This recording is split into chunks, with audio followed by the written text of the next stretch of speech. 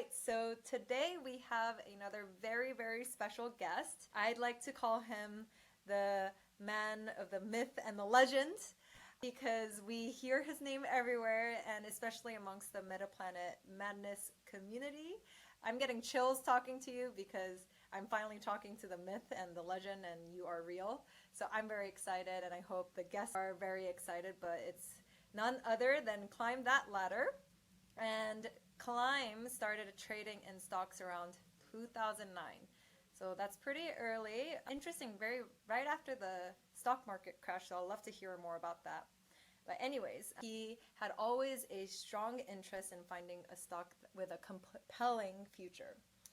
With a strong passion for numbers, particularly prime numbers, he invested in Bitcoin in 2016, although he put more focus on altcoins. And in 2020, he got more passionate about Bitcoin and got into MSTR late 2022 in the bear market, and he retired April 2024 from the MSTR stock options, and in 2025 got into Metaplanet. So please welcome Climb, or Climb That Ladder, excuse me. Thank you. So again, I'm so excited to have you on this podcast today. I am so excited to get to know you more. We've known you as this numbers guy, and I know you like to put out these charts and talk about so far Metaplanet, but tell me a little bit about how you got into Bitcoin in the first place. Yeah, I heard about it probably for the first time in 2013, I think, and it just seemed really scammy. The way that I heard about it, I was like, okay, here's this new internet money that people are trading around for real dollars for some reason, and so I ignored it. And then 2016, I had done some trading and had a little bit of money from some smaller stocks that I was trading, and my brother called me one day and mentioned Bitcoin. I'm like, okay, I'm hearing about it again. And he talked to me probably for, an hour or something like that and convinced me to do a lot more research. So I jumped in heavy there, and was all about Bitcoin. And then I kept hearing about Ethereum and all these, altcoins and everything, and got very distracted. So your brother was the one that orange pilled you, essentially. Exactly. And what was his pitch? Oh, it's hard to remember. It's been a while. Yeah, it's been a while. I mean, I think I didn't know much about it, so he was just going over the basics. And I'm sure he mentioned some of the early people. I don't know if I can think of their names off the top of my head, but Antonopoulos and some others. And then I watched, probably dozens of hours of video and dived in. And maybe you having this keen sense of numbers really help you understand Bitcoin better, but was there like a specific piece of content or like part of Bitcoin that really convinced you to go full in? I think the limited supply made a ton of sense, especially looking at fiat currencies. Yeah. So yeah, that was a huge thing. And then the halving cycle I found very interesting, partly because I love numbers and the equation looks really awesome. Yeah. It's really simple. I love that. Yeah, and the 4-year cycle, that lines up with the Olympics, that lines up with, the US presidential race, and I could see how price responded to the halving in the past, and 2016 was perfect time for that. It sounds like it just clicked for you, but for people who don't really understand numbers as much as you do, how have you been convincing those people, or have you been convincing those people to be orange pilled? Yeah, I think I probably became pretty annoying at work because it was all I could talk about. When I get obsessed with something, normally I would just sit there and do my work, but if people want to talk about it, then they're going to have to hear about it. So, once they open that can of worms, they're going to hear it. But so a few of them got in. I was able to orange pill some people. Yeah.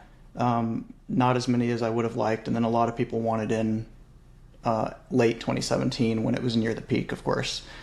Oh, wow. So that's when everyone started getting very interested. So interesting. Okay, so now that you're bringing up your work, are you still in quote normie job? And if not, what are you doing now?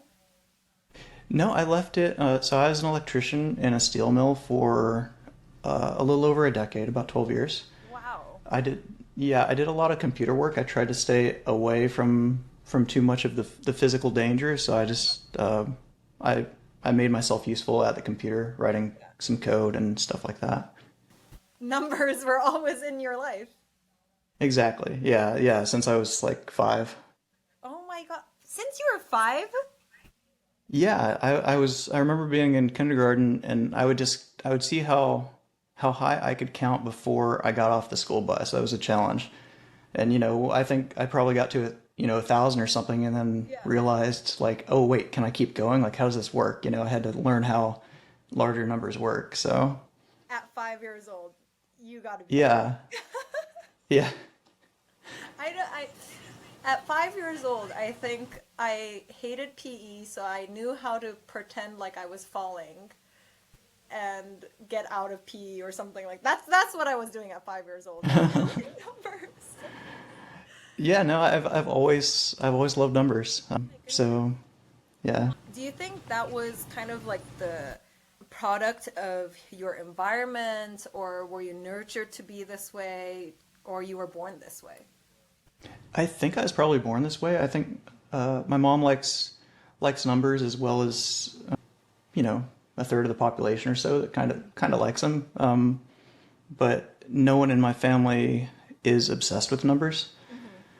And it's been, I mean, again, when I was in kindergarten, I have an older brother, and I think he was probably in third grade. He mentioned multiplication to me, and I remember walking in, like this is one of the few memories from that age, and I remember walking inside, and he had just mentioned it to me as we got off the bus, I think. Yeah. And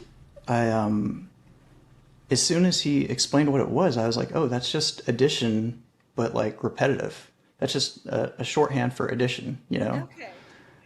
So it like immediately made sense to me. I'm like, wow, that's all that X symbol means. Like, okay, that's cool. Oh my gosh. I am so, you have no idea how jealous of you I am right now.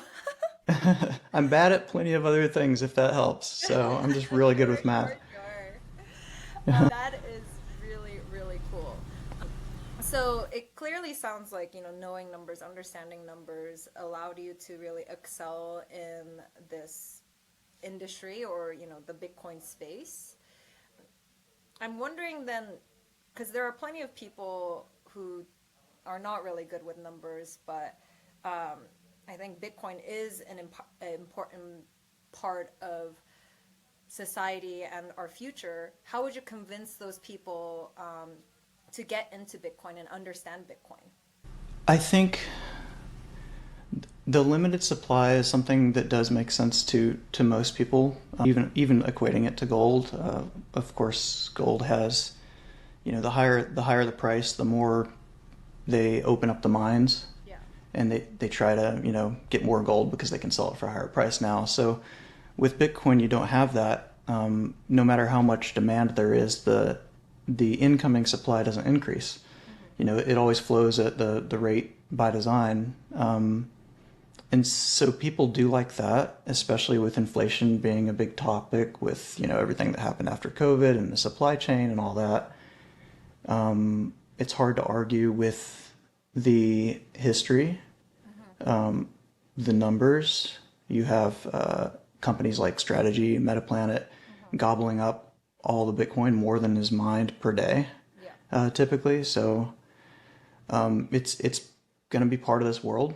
Fiat currencies don't last typically longer than I think a few decades on average. And we need something that doesn't require trust.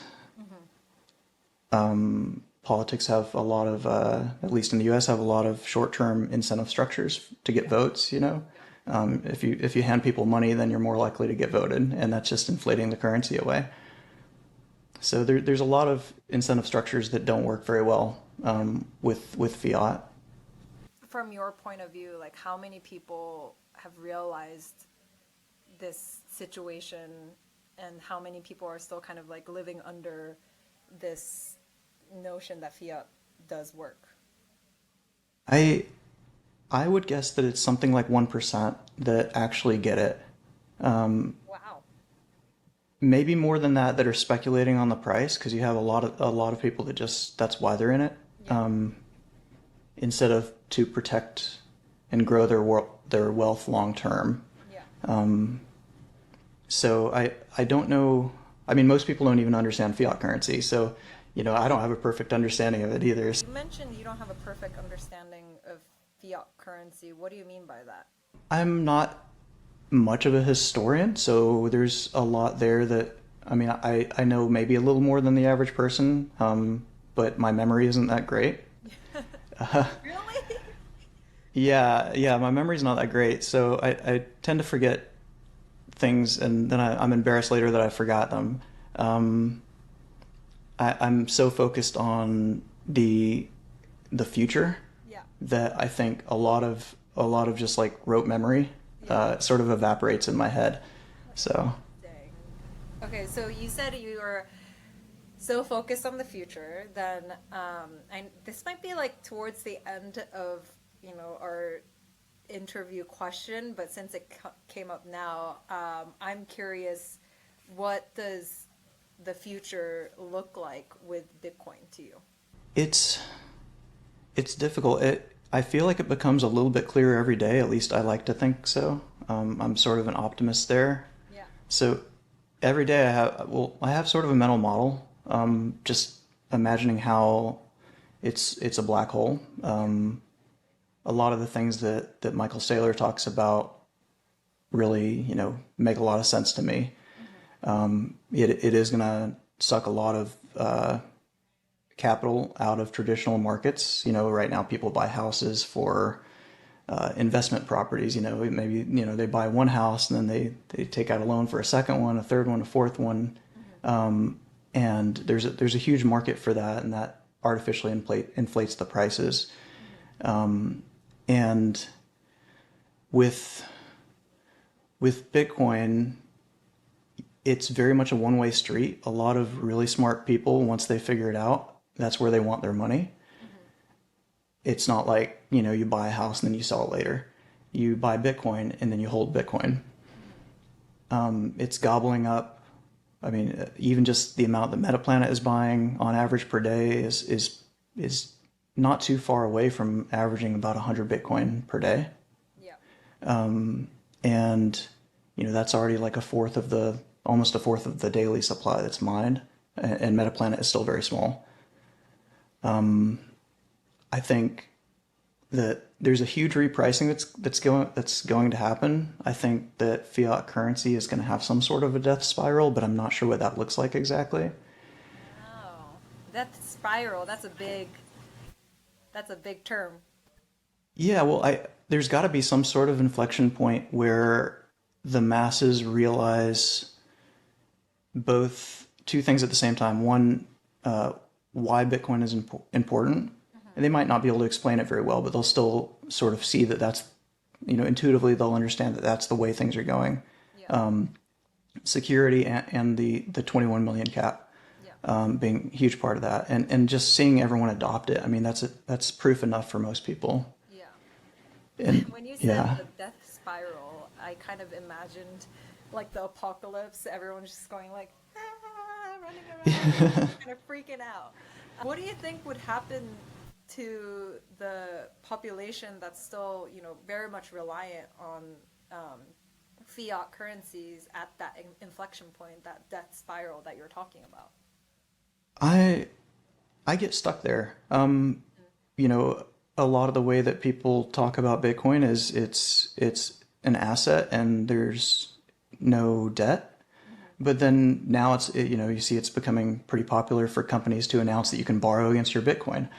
Right. So there's a lot of lending like that. Of course, in 2020 and 2021, 2022, you had like Celsius and BlockFi and Voyager and FTX.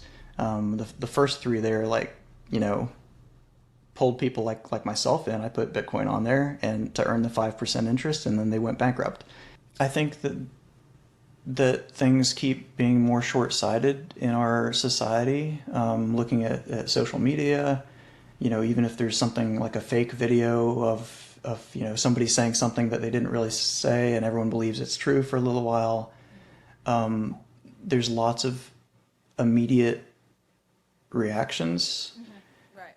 And I think that politics, especially in the US, are trending that way very fast. So there's very little interest in saving money, in balancing the budget.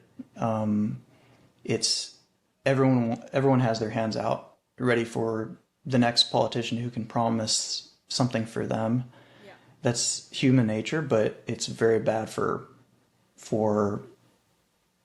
politics, and I think that that's going to get worse. Whether that's the sort of, yeah, I mean, and that might look like a universal basic income. Yeah. And I think that that's probably some sort of a necessity sometime in the future, when human work isn't as necessary, when you have robots doing a lot of work, in the coming decades.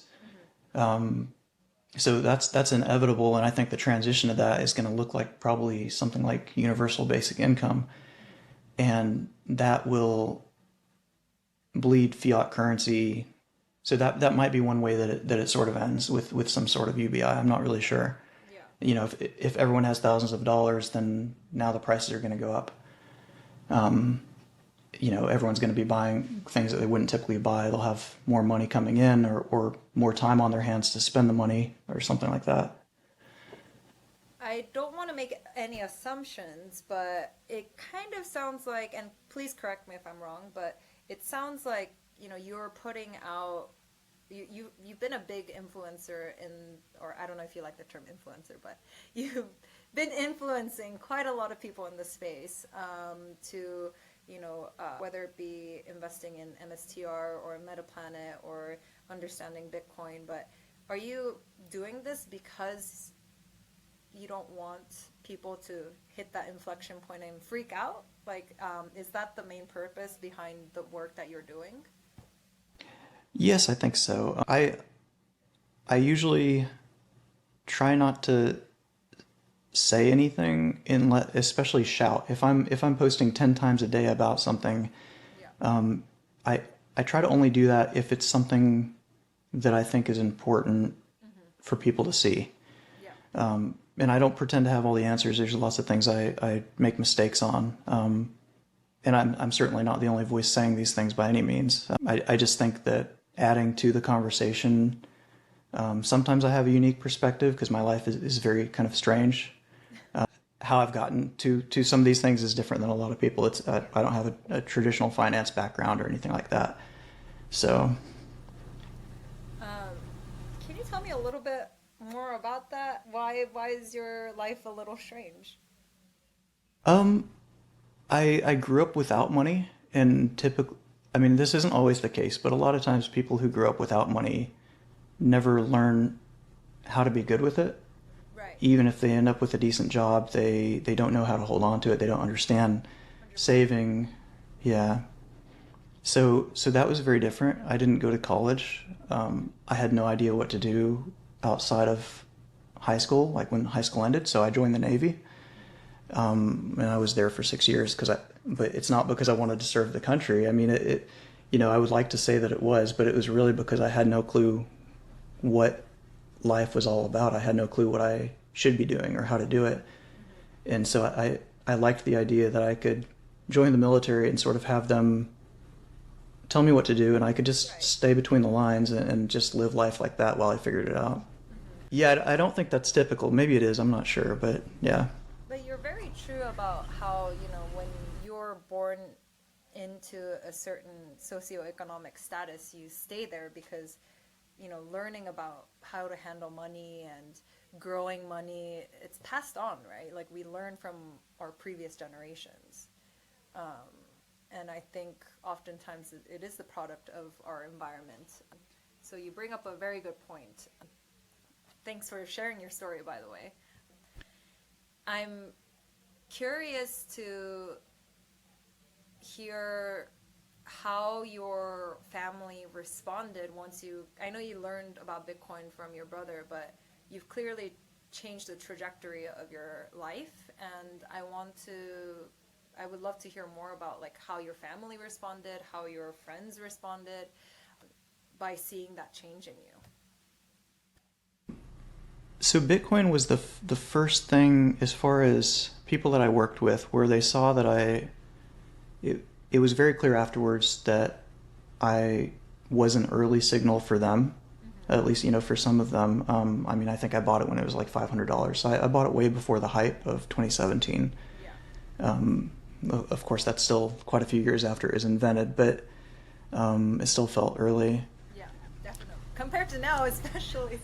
Yeah, exactly. And so then when they saw me get excited about things later on and saw those things do well, and I didn't get it, I didn't always win, but I did pretty well. And so people learned to sort of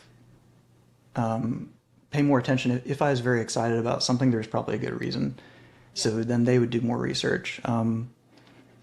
My family has, yeah, I mean, like I said, so I grew up with a few siblings, and we didn't have much money. We always like rented houses, stuff like that.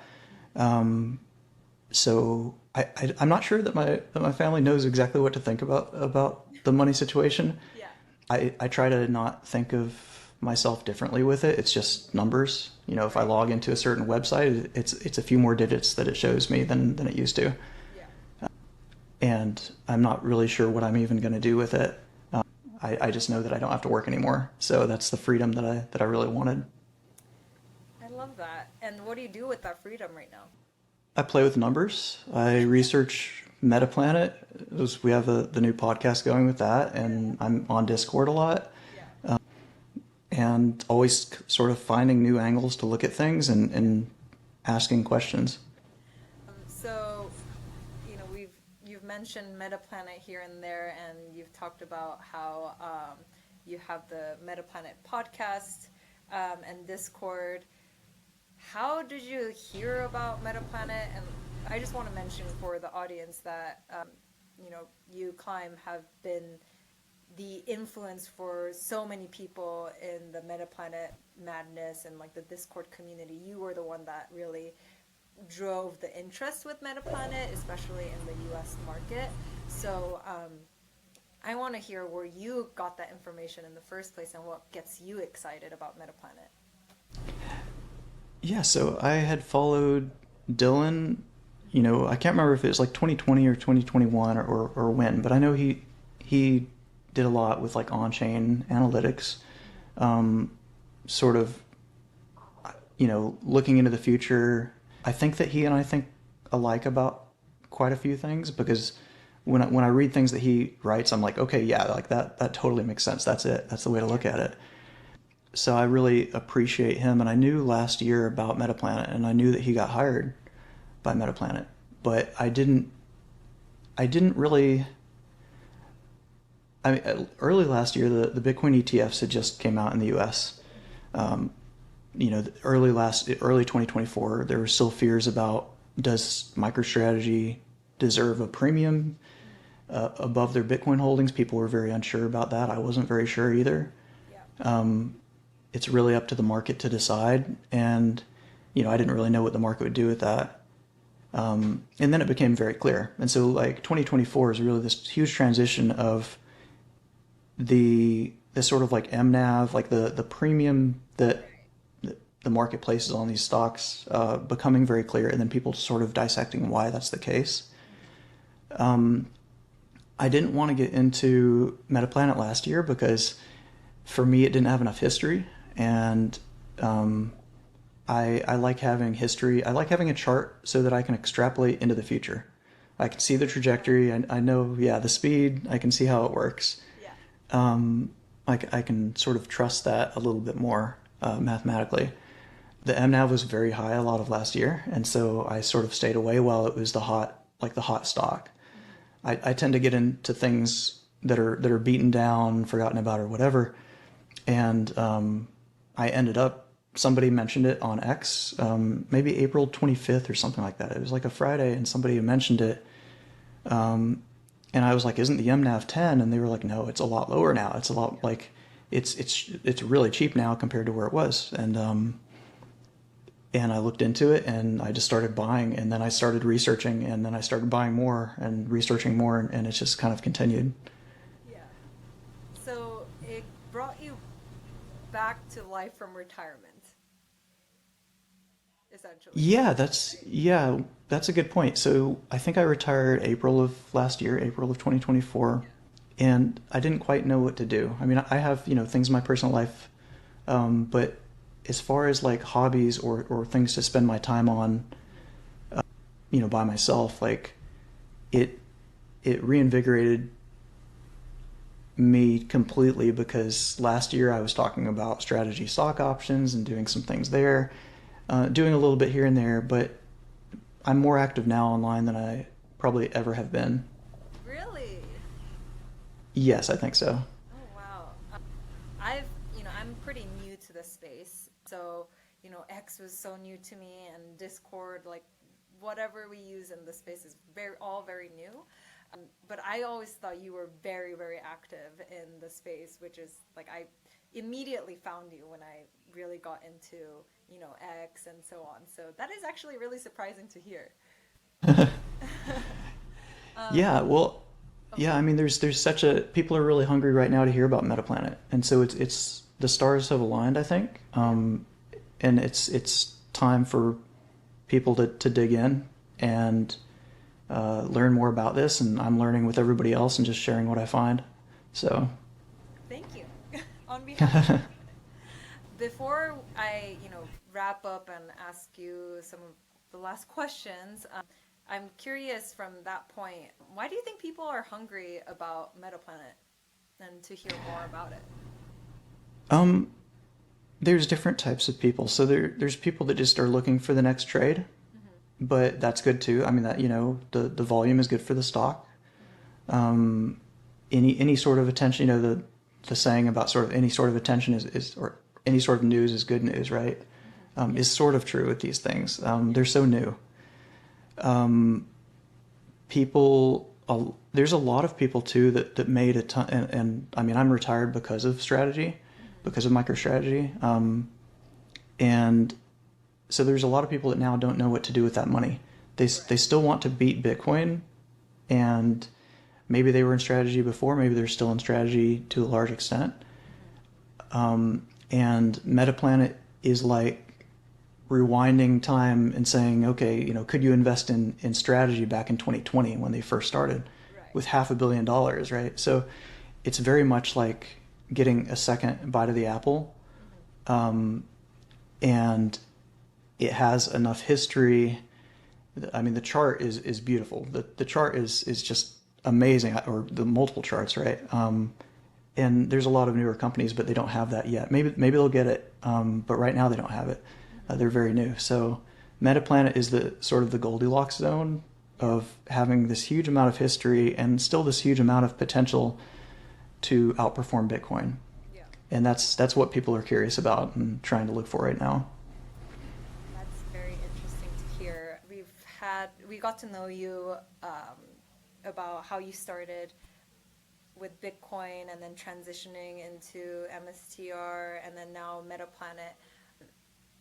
How does the future look like for you as Climb?